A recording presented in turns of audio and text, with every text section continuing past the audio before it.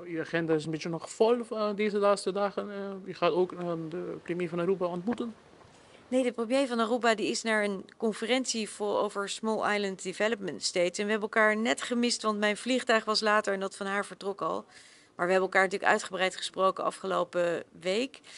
Ik ga wel met de gouverneur en de andere gouverneurs spreken van de drie landen hier in het Caribisch deel van het Koninkrijk.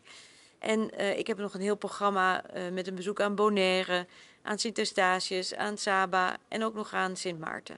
Ik ga ook een soort bezoek doen aan de mensen van de LGBTQ-community op de eiland. Er is een groot debat over wat moet gaan gaande over de homohuwelijk op de eiland.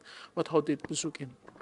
Nou, ik vind het heel fijn dat ik had het ook al eerder toegezegd, maar het was nog niet ervan gekomen dat ik nu dit keer wel in contact ga zijn met de mensen van de LGBTQ community. Eigenlijk moeten we tegenwoordig zeggen queer community, dat maakt het iets makkelijker. Omdat ik het belangrijk vind om met hen te praten over hoe zij het ervaren om hier te wonen, tegen welke thema's ze aanlopen, waar ze zich zorgen over maken, waar ze zich druk over maken, waar ze blij mee zijn. En ongetwijfeld zullen we het dan ook hebben over de uitspraak die nu verwacht wordt op 12 juli van de Hoge Raad. Over inderdaad het huwelijk tussen mensen van gelijk geslacht. Ja, ik ben zelf groot voorstander van het feit dat iedereen kan trouwen met wie die wil.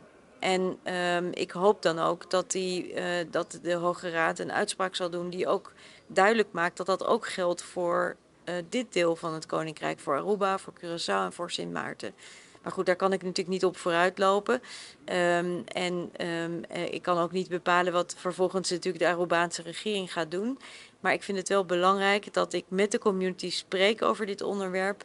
Omdat het een onderwerp is dat naar mijn hart is. Ik vind het ontzettend belangrijk dat iedereen kan trouwen met de persoon die je wil. Of dat nou iemand is van hetzelfde geslacht of iemand van een ander geslacht.